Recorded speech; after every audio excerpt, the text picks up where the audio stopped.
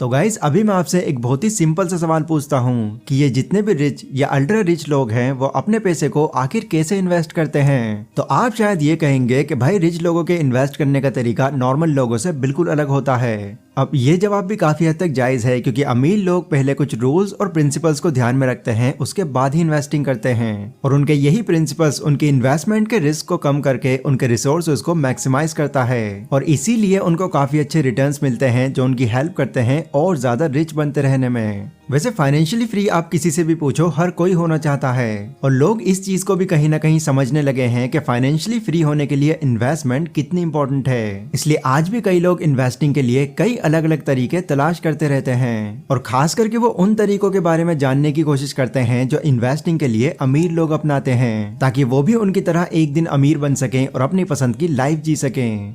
Motivational speaker और author Tony Robbins ने एक बार 50 इन्वेस्टर्स का इंटरव्यू लिया और वो इन्वेस्टर्स कोई छोटे मोटे इन्वेस्टर्स नहीं बल्कि वर्ल्ड के टॉप इन्वेस्टर्स थे। उन लोगों से भी टोनी रॉबिन्स ने यही जानने की कोशिश करी कि आखिर ये लोग अपनी इन्वेस्टमेंट के लिए कौन कौन से तरीके अपनाते हैं। अब क्योंकि उन्होंने हर एक का इंटरव्यू एकदम डीपली लिया तो उनको 50 इन्वेस्टर्स का इंटरव्यू लेने में बहुत ज्यादा टाइम लग गया और जो बातें उन इन्वेस्टर्स से उनको काम की लगी उन सभी बातों को वो अपनी डायरी में नोट करते चले गए, जिसे आगे चलकर उन्होंने अपनी बुक में मेंशन किया जिसका नाम था how to win the game of money. और गाइज आज की ये वीडियो इसी बुक पर होने वाली है जिसमें मैं आपको इसी बुक में से कुछ ऐसे प्रिंसिपल्स शेयर करूंगा जो ना सिर्फ आपके इन्वेस्टिंग करने में बल्कि आपके फाइनेंशियली फ्री होने में भी आपकी बहुत हेल्प करेंगे। तो ये वीडियो आपको एक कंप्लीट रोड मैप देने वाली है, इसलिए इस वीडियो की एक एक बात को ध्यान से समझिएगा। So let's begin.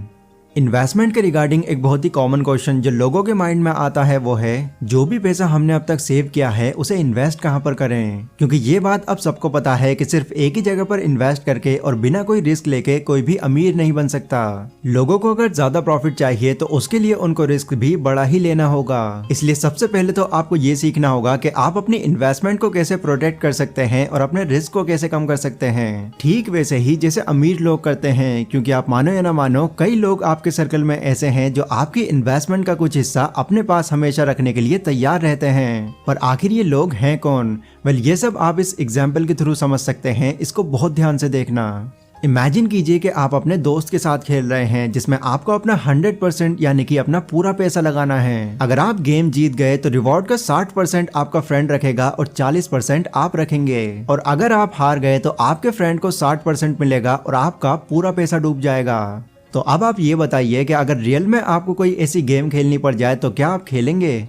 ऑब्वियसली बिल्कुल नहीं, क्योंकि इस गेम में हर तरह से आप ही का नुकसान हो रहा है। बट ऑथर कहते हैं कि म्यूचुअल फंड में इन्वेस्ट करने वाले 90% से ज्यादा अमेरिकन इन्वेस्टर्स यही एग्रीमेंट फॉलो करते हैं। और हाँ, अगर 90% से आप इन्वेस्टर्स का अंदाजा नहीं लगा पाए तो मैं आपको अप्रॉक्स बता दूं ये ऑलमोस्ट 92 मिलियन इन्वेस्टर्स हैं। अब हो सकता है कि काफी लोग ये सोच रहे हों कि ये क्या बात हुई, इतने सारे इन्वेस्टर्स ऐसा करने के लिए तैयार कैसे हो जाते हैं। तो वैनगार्ड के फाउंडर जैक बॉगल का इस पर यह कहना है कि लोग ऐसा सिर्फ मार्केट की वजह से करते हैं क्योंकि उनको खुद कैलकुलेशंस करना बिल्कुल पसंद नहीं होता और यहीं पर ब्रोकर्स अपना काम करते हैं। ब्रोकर्स लोगों को ये ऑफर करते हैं कि अगर वो अपनी 20s में $10,000 उनके फंड में इन्वेस्ट करते हैं तो पर एनम 7% के इंटरेस्ट से जब वो 85 की एज के हो जाएंगे तो उनको $5,74,464 मिलेंगे। कमाल का ऑफर लग रहा है ना, राइट? बट ब्रोकर्स उनको ये नहीं बताते कि उनको 2.5% चार्जेस ब्रोकरेज या फिर मैनेजमेंट फीस के तौर पर देना भी होगा।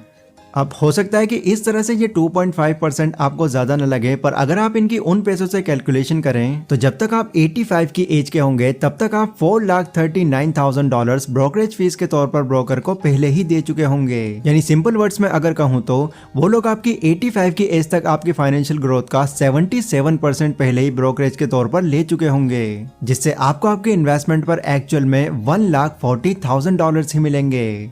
ऑथर कहते हैं कि लोग कभी भी ब्रोकरेज फीस पर ज्यादा ध्यान नहीं देते और उसे एक छोटा अमाउंट समझकर उसे अवॉइड कर देते हैं, बट टाइम के साथ कंपाउंड होकर ये फीस बहुत ज्यादा बढ़ जाती है। इसलिए जो अल्ट्रा रिच इन्वेस्टर्स होते हैं वो अपनी इन्वेस्टमेंट की पूरी जिम्मेदारी खुद ही लेते हैं, यहाँ तक कि वो खुद ही अपने फंड्स को मैनेज भी करते हैं, जिससे उनको बहुत ही मिनिमम या फिर यूं कहो कि ना के बराबर अमाउंट मैनेजमेंट फीस का और ब्रोकरेज फीस का देना पड़ता है। और साथ ही वो अपने फाइनेंशियल नॉलेज की वजह से अपना माइंड लगाते हैं और टैक्स से भी बच जाते हैं। इसके आगे ऑथर हमसे एक सवाल पूछते हैं कि अपने हिसाब से आप ये बताइए कि आपके पास कितने पैसे होने पर आप खुद को फाइनेंशियली सिक्योर और फाइनेंशियली फ्री समझेंगे। कुछ सेकंड्स के लिए वीडियो पॉज कर सकते हैं और आराम से सोचिए कि आपको फाइनेंशियली फ्री होने के लिए आखिर कितने पैसे चाहिए। तो आई होप अगर आपने वीडियो पॉज की होगी तो आपने एक अच्छा खासा अमाउंट सोचा होगा, मे बी 20 करोड़, 30 करोड़, 40 करोड़ या फिर 50 करोड़। वेल, अब आप ये बताइए कि जो भी अमाउंट आपने सोचा है इसके लिए कौन सा ऐसा काम है जो आप करने वाले हैं। आपके पास कोई ऐसा काम जो इतने पैसे दिला सके है भी या नहीं। अगर आपके माइंड में कोई ऐसा काम ही नहीं है तो इसका मतलब है कि आपने बहुत बड़ा अमाउंट सोच लिया और इतने सारे पैसे कमा पाना आपके लिए पॉसिबल नहीं लग रहा। वेल, अब मैं आपको इसके पीछे का फैक्ट बताता हूँ। ऐसा इसलिए है क्योंकि जब भी हम बहुत बड़े नंबर्स के बारे में सोचते हैं तो हमारा ब्रेन उन नंबर्स को सही से कैलकुलेट नहीं कर पाता और हमें लगता है कि ये एक बहुत बड़ा अमाउंट है और इतने पैसे कमा पाना हमारे बस की बात नहीं। पर ऑथर कहते हैं कि एक्चुअल में फाइनेंशियली सिक्योर होना उतना भी मुश्किल नहीं है जितना हम सोचते हैं। वो कैसे? चलिए इसे थोड़ा सा और अच्छे से समझते हैं। सबसे पहले तो आपको ये सही से पता करना है कि आपको फाइनेंशियली सिक्योर होने के लिए आखिर कितने पैसे चाहिए, जिसके लिए आपको पहले ये देखना होगा कि आपके लिविंग एक्सपेंसेस कितने हैं। मतलब अपने घर का motor garage, rent, bill, groceries, transportation या इंश्योरेंस को पे करने के लिए आपको कितने पैसे चाहिए होते हैं। ये सब अमाउंट आप कैलकुलेट कीजिए कि साल भर का टोटल मिलाकर कितना बैठ जाता है। यूएस के अंदर एक एवरेज पर्सन का ऑथर बताते हैं कि सालाना खर्च लगभग $34,668 का होता है। ऑथर कहते हैं कि अपनी फाइनेंशियल सिक्योरिटी का एग्जैक्ट नंबर निकालने के लिए आपको अपने सालाना खर्चे को 20 से मल्टीप्लाई करना होगा। मतलब यूएस के हिसाब से अगर एक इंसान को फाइनेंशियली फ्री होने के लिए $34,668 की जरूरत होती है तो इसको 20 से मल्टीप्लाई करने पर यह बन जाएगा $6,93,360। तो इस हिसाब से यूएस के एक एवरेज सिटीजन को फाइनेंशियली फ्री होने के लिए $6,93,360 चाहिए होंगे। अब ये तो मैं खाली यूएस की बात कर रहा हूँ, बट यूएस से हटकर अगर मैं इंडिया की बात करूँ तो यहाँ पर अगर किसी एवरेज इंसान का सालाना खर्च 3 लाख रुपए है तो फाइनेंशियली सिक्योर होने के लिए उसको लगभग 60 लाख रुपए चाहिए होंगे, क्योंकि अगर 3 से 20 को मल्टीप्लाई करेंगे तो 60 ही निकल कर आएगा।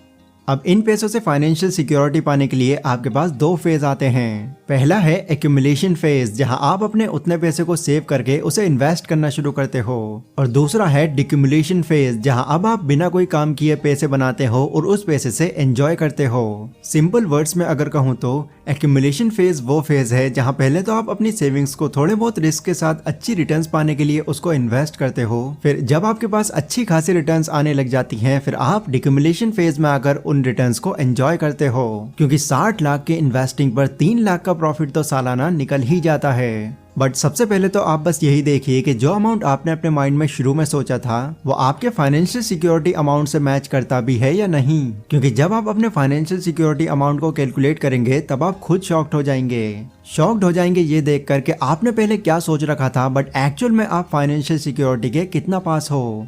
अब ये तो हो गई फाइनेंशियल सिक्योरिटी की बात, बट आप सेम मेथड का यूज करके फाइनेंशियली फ्री होने के एग्जैक्ट अमाउंट को भी कैलकुलेट कर सकते हैं। ऑथर कहते हैं कि जो लोग अल्ट्रा रिच होते हैं या जो लोग रिच बनने के रास्ते में होते हैं, उन्हें ये चीज अच्छे से पता होती है कि उन्हें फाइनेंशियली फ्री होने के लिए कितने पैसे चाहिए, और यही उनकी सबसे ज्यादा हेल्प करता है सही डायरेक्शन लेने और सही इन्वेस्टमेंट चूज करने में।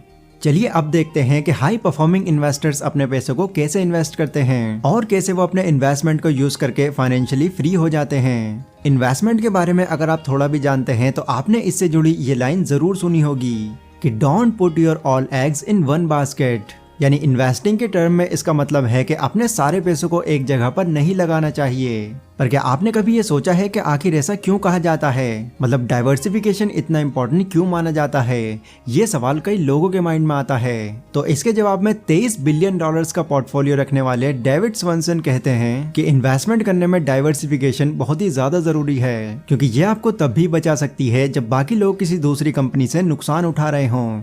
साल 2008 में एक मार्केट क्रैश हुआ था जिसमें बहुत से लोगों ने अपना सारा पैसा गंवा दिया। इवन कुछ लोगों ने तो अपना रिटायरमेंट का फंड भी खो दिया। बट उसी मार्केट क्रैश में लार्जेस्ट हेज के फाउंडर रे डेलियो के उनके गेन का सिर्फ 3.9% ही नुकसान हुआ था, क्योंकि उनकी इन्वेस्टमेंट सिर्फ एक जगह पर नहीं बल्कि अलग अलग जगहों पर थी। ऑथर कहते हैं कि इन्वेस्टमेंट के लिए आपके पास हमेशा 2 बकेट्स होने चाहिए।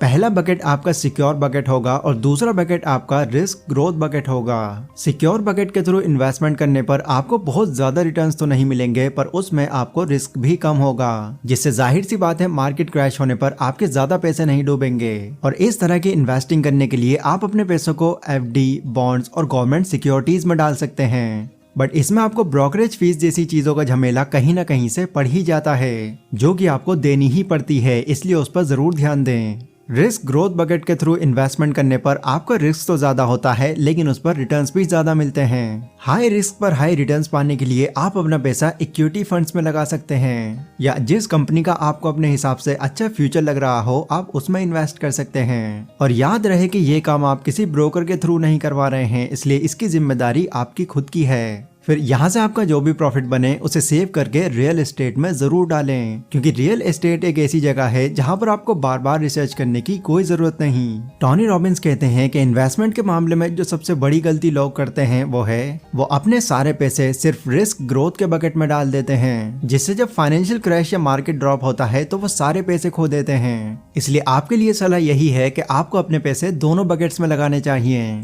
ताकि जब भी अगर किसी तरह का फाइनेंशियल क्रैश आए तो आपके पूरे पैसे ना डूबे।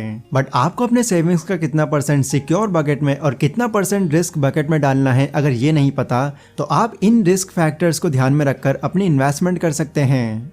Number 1, your stage in life. अगर आप अपनी 20s में हैं तो आप 30s या 40s के लोगों के कंपैरिजन में ज्यादा रिस्क ले सकते हैं, क्योंकि इन केस अगर आपके पैसे डूब भी जाते हैं तो आपके पास इतना टाइम होगा कि आप अपने उस पैसे को रिकवर कर लें। Number 2, your liquid income.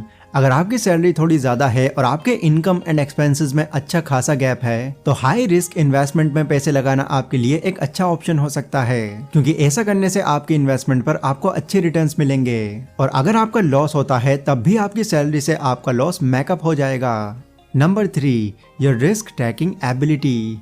अब कुछ लोग तो ऐसे होते हैं जो 30s के बाद भी रिस्क लेने के लिए हर वक्त तैयार रहते हैं, बट कुछ लोग ऐसे भी होते हैं जो रिस्क लेने से 20s में भी डरते हैं। इसलिए आप अपने रिस्क लेने की एबिलिटी को ध्यान में रखकर ये डिसाइड कर सकते हैं कि आपको अपने पैसे को किस में इन्वेस्ट करना चाहिए। बट ये बात जरूर ध्यान रखिए कि दुनिया में जितने भी अमीर लोग हैं वो हमेशा रिस्क लेते हैं, और रिस्क लेने की वजह से ही उनको काफी अच्छी रिटर्न्स भी मिलती हैं। तो अब तक मैंने जितनी भी बातें आपको बताई, अगर उनको आप प्रैक्टिकली अप्लाई करते हैं तो होपफुली आप फाइनेंशियल फ्रीडम अचीव कर सकते हैं।